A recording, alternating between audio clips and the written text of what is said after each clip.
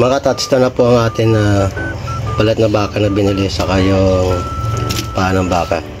So gasan natin siya at saka ilalaga natin mga katats.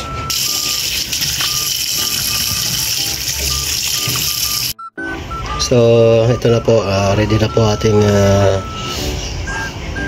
balat saka yung paa ng baka. Lagyan natin ng tubig mamaya at saka pakuluin. So ito na rin po ating sibuyas saka bawang. Nalagay na po natin doon.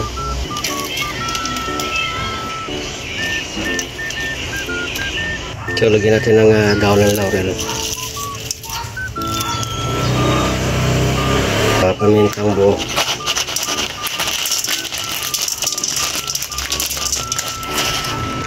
Pamintang powder. Saka asin. Lagyan natin ng tubig.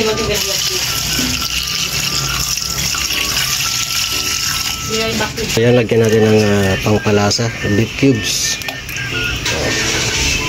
So yan na po, hintayin na natin itong para malambot yung ating balat saka yung paa ng baka.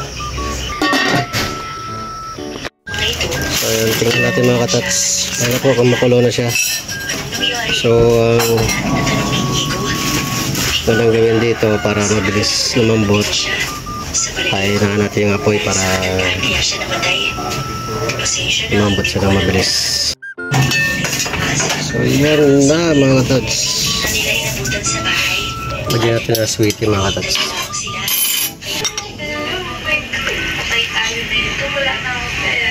Bilisan mo na at naghihintay. Ito naman. Ito po. Ay ma'am, sobra. Ha? Sobra po na 100. Lagyan natin yung sweetie mga katats. Pantagdag aroma. Pali ang ating balbakwa. Ayun o. Yan na. Yan ang tunay na kulay niya. Ayan. Ayan. Malambot na. Wow, yan katats. Malambot na. Oh my God! Wow! So, natin ang sabaw. Ayan, medyo malapot-lapot na siya. Pag malapot-lapot na konti. So, yan mga katats. Ang ating balbakwa.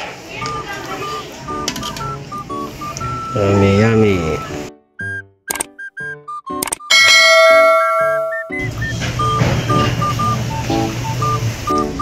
So ito na po ating balbakwa mga katats.